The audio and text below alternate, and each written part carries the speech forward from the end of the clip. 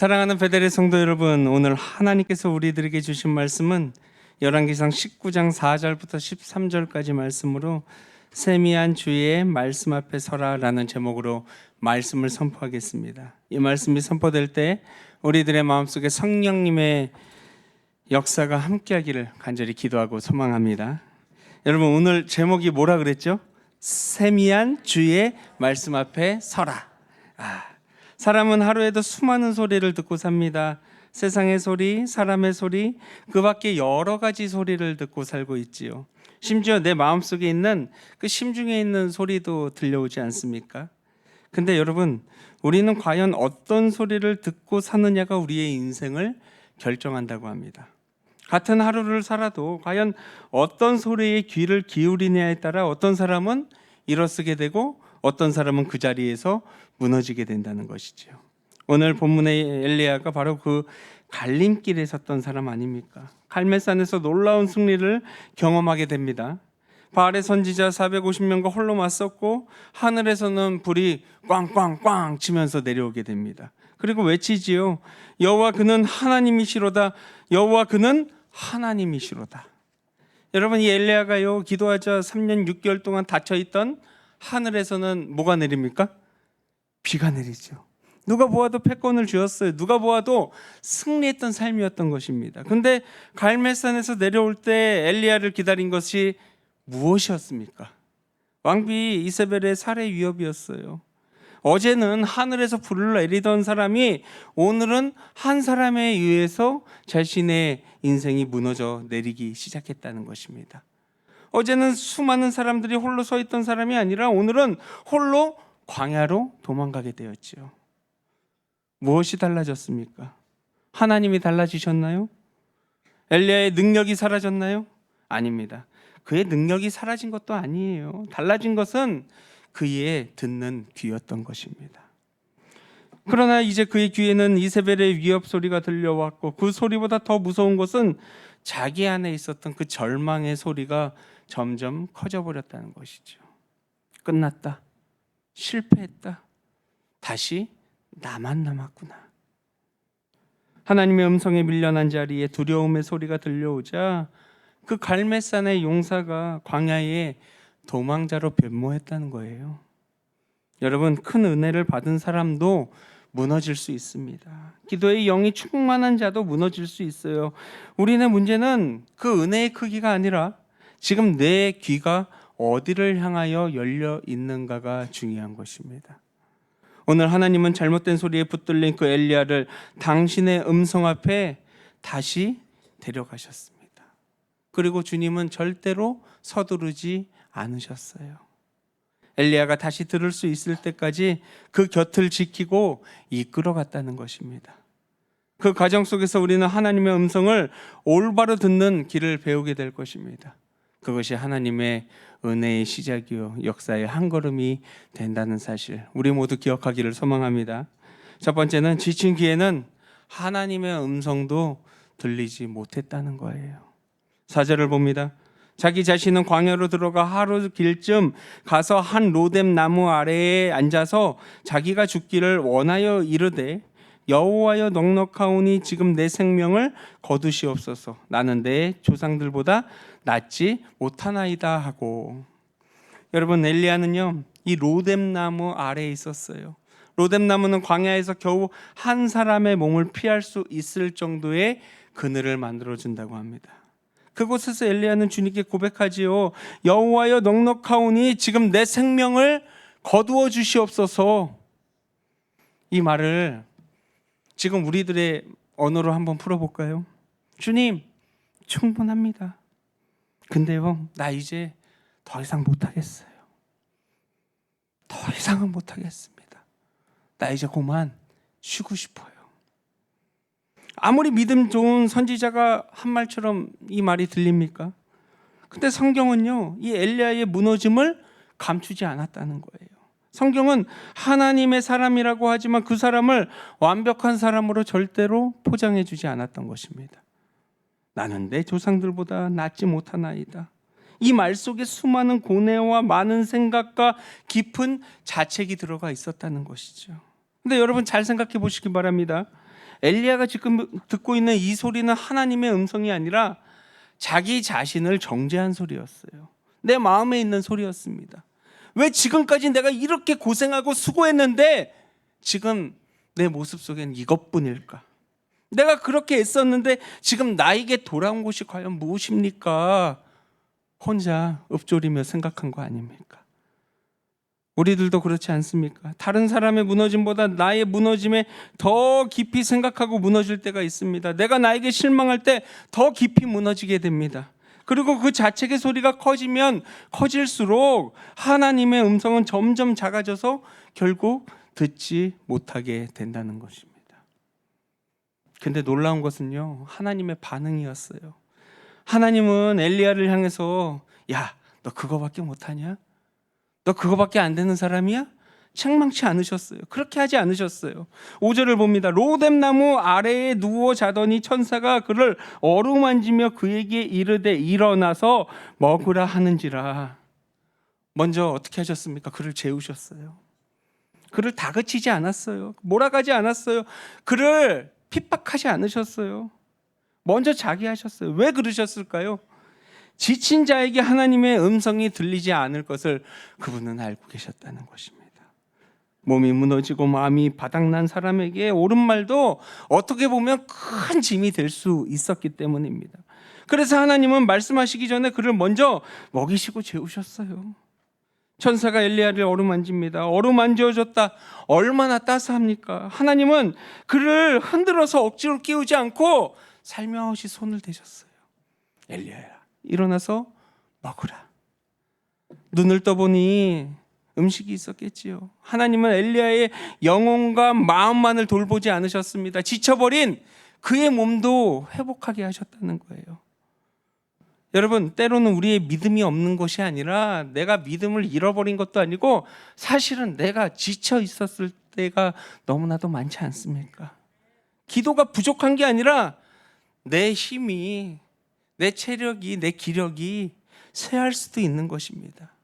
말씀이 들리지 않는 것이 아니라 마음이 내가 강팍해져서가 아니라 뭔가 마음이 힘을 다했기 때문일 수도 있다라는 생각 안 해보셨습니까? 그래서 성경은 7절에 이렇게 이야기합니다. 여호와의 천사가 또 다시 와서 어루만지며 이르되 일어나 먹으라. 내가 갈 길을 다 가지 못할까 하노라 하는지라. 천사가 또 찾아왔어요. 한번 먹였는데 엘리야가 곧바로 회복되지 않았어요. 하나님은 우리의 회복이 더디다고 그를 실망치 않았다는 거예요. 한 번 더 먹어라 말씀하셨어요.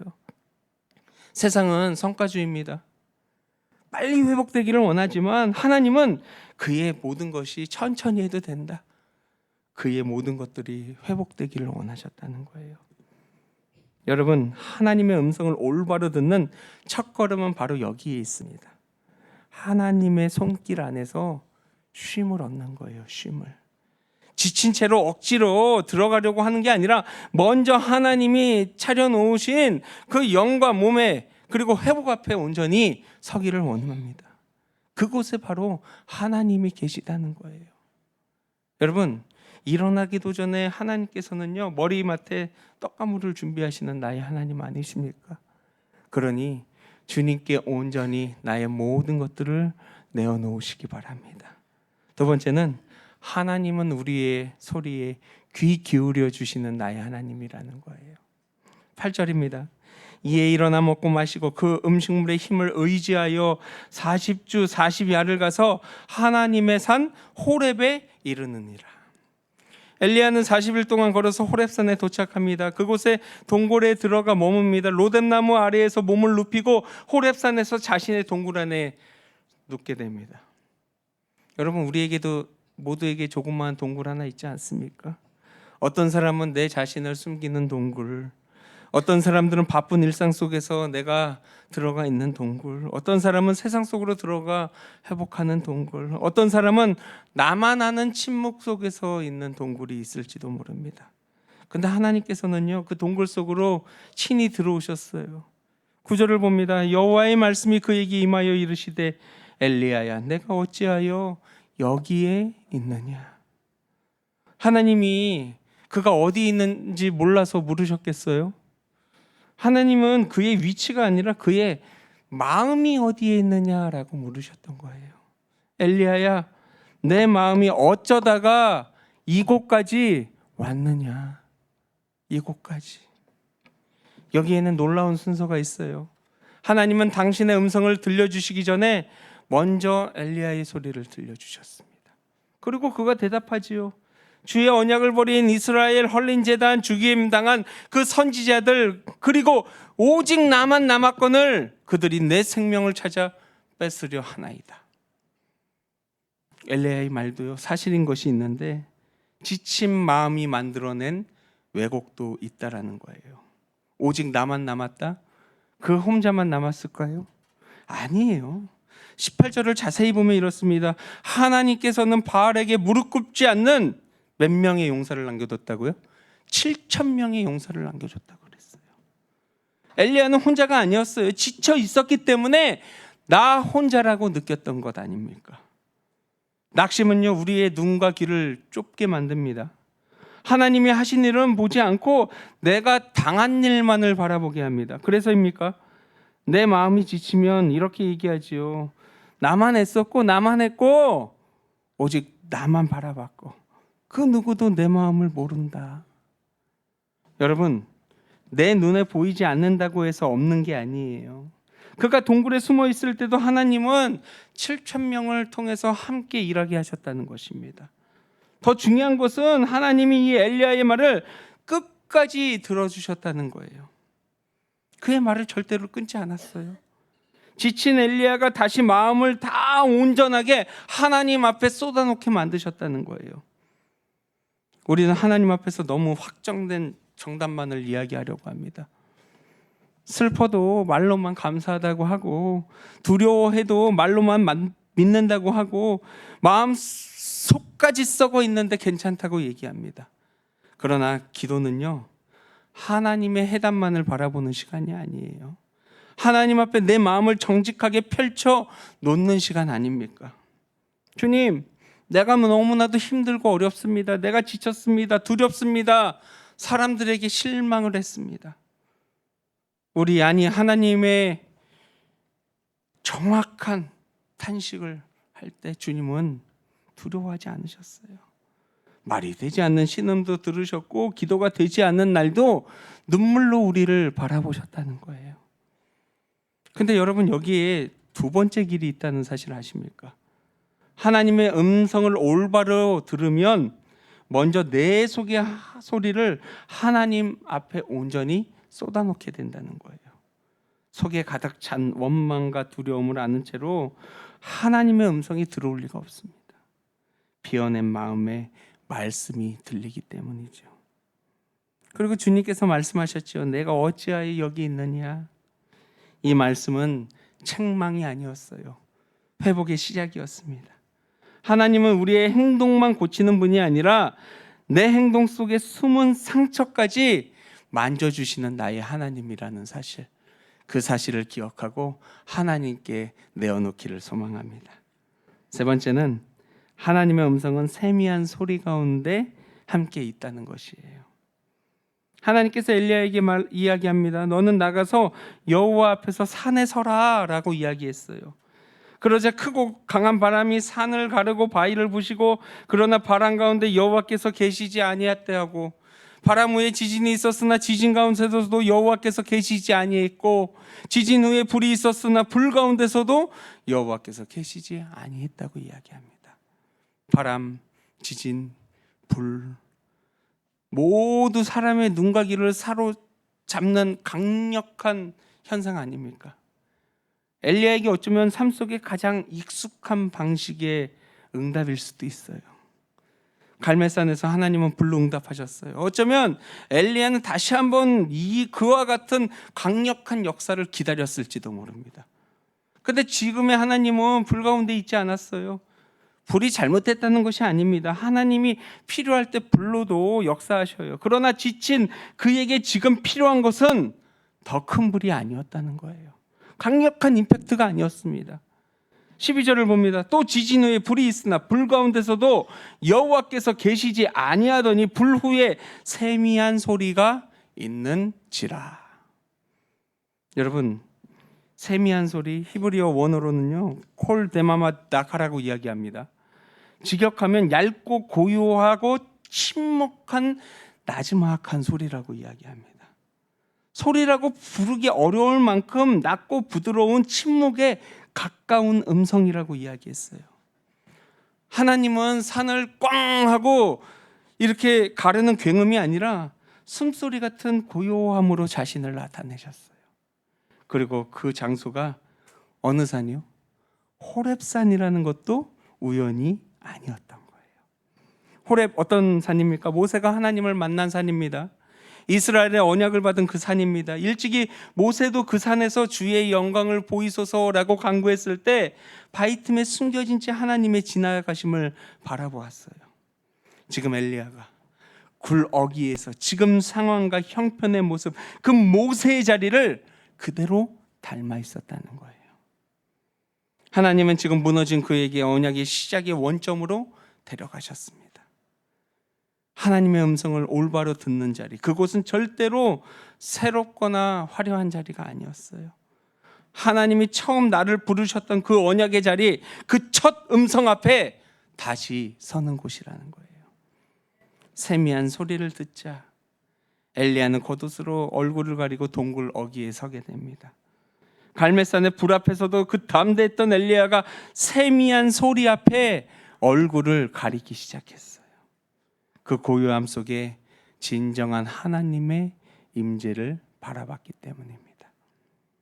사랑하는 베들레 성도 여러분, 우리는 하나님의 음성이 크고 극적인 사건으로 들려오기를 기대할 때가 많이 있지 않았습니까?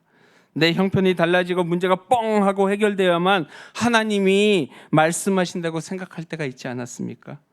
그러나 하나님은요, 때때로 아주 작은 소리로 우리를 살려주시는 나의 아버지세요.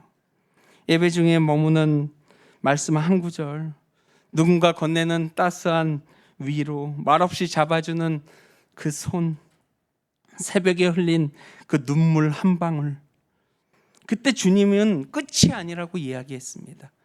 그 세미한 소리가 우리의 무너진 영혼을 다시 일으켜 세워준다는 것이에요. 문제는 그 소리가 세미하다는 거예요. 이세벨의 위협적이고 요란하게 들려오는 그 소리. 그러나 하나님의 위로는요, 고요하게 다가온다는 것입니다. 그래서 귀를 기울이지 않으면 우리는 놓치게 돼요. 바쁨을 멈추지 않으면 그냥 훅 하고 지나갑니다. 하나님의 음성을 올바로 들으려면 요란한 것들에 눈을 떼고 고요함 앞에 온전히 설 줄도 알아야 한다는 것입니다. 오늘 말씀의 시간, 기도의 골방, 주일의 예배의 자리가 그 굴 어귀 아닙니까? 엘리야의 환경이 그 모든 순간 달라진 것 하나도 없어요. 이세벨은 여전히 살아있고 그를 힘들게 만듭니다. 그러나 엘리야가 달라졌어요. 그 엘리야가 다시 하나님의 음성을 들을 수 있게 되었다는 거예요. 여러분, 회복은요, 문제가 짠 하고 사라지는 게 절대로 아닙니다. 문제보다 더 가까이 계시는 하나님의 음성을 다시 듣는 것입니다. 여러분, 그렇다면 우리는 어떤 소리를 듣고 있습니까? 이세벨의 소리입니까? 아니면 주님의 세미한 음성입니까? 그렇다면 우리도 한 가지를 꼭 기억하시기 바랍니다. 하나님은 여러분들을 놓치지 않으셨어요. 로뎀나무 아래에서도, 깊은 동굴 속에서도 하나님은 엘리야가 다시 들을 수 있을 때까지 떠나지 않듯이 여러분들의 곁을 떠나지 않는다는 거예요. 그러니 여러분, 너무나도 낭망하지 마시고 실망치 마시고 오직 하나님의 말씀에 귀 기울이며 오직 주님만 바라볼 수 있는 저와 여러분들이 되기를 소망합니다. 우리 함께 찬양 드리는데요, 너는 내 아들이라 혹시 아십니까? 힘들고 지쳐 낭망하고 넘어져 그래도 우리의 하나님이 나와 함께 하심을 믿고 의지하는 마음으로 이 찬양 함께 찬양 드리겠습니다.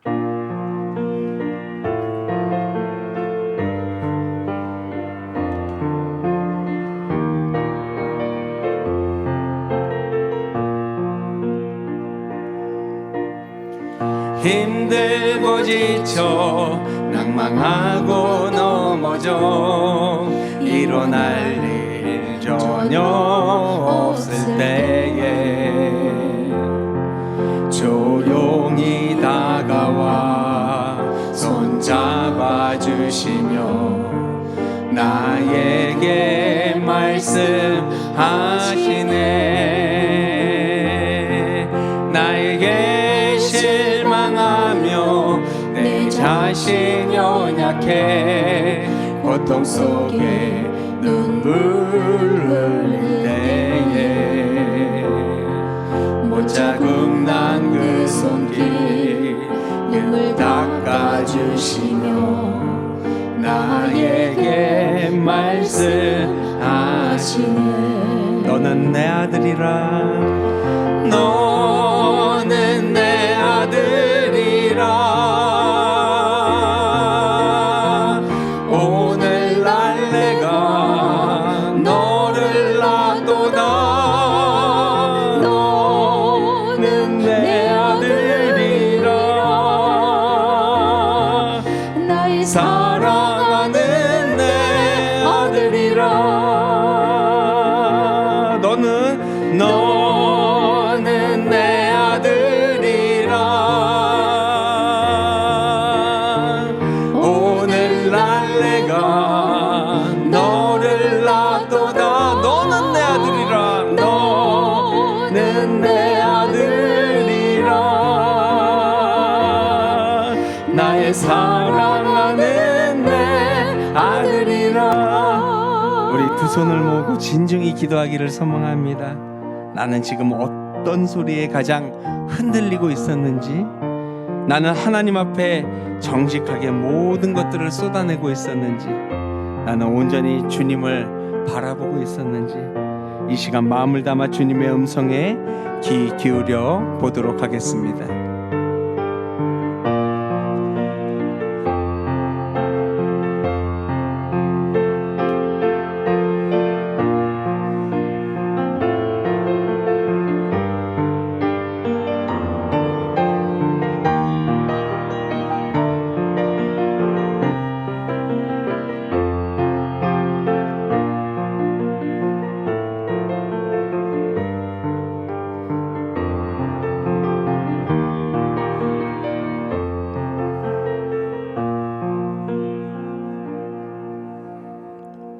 사랑과 은혜가 풍성하신 하나님 아버지, 세상의 요란한 소리와 사람들의 말에 흔들리며 주님의 음성을 놓치고 살았던 우리를 용서하여 주시옵소서. 두려움과 절망의 소리에 붙들리지 않게 하시고 오늘 다시 주님의 말씀 앞에 서게 하여 주시옵소서.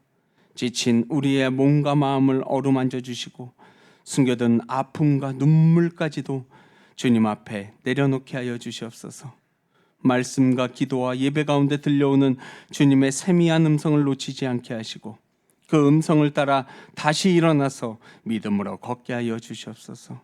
우리의 가정과 교회가 세상의 소리보다 주님의 말씀에 귀 기울이며 지친 영혼을 살리고 상한 마음을 품는 은혜의 공동체가 되게 하여 주시옵소서.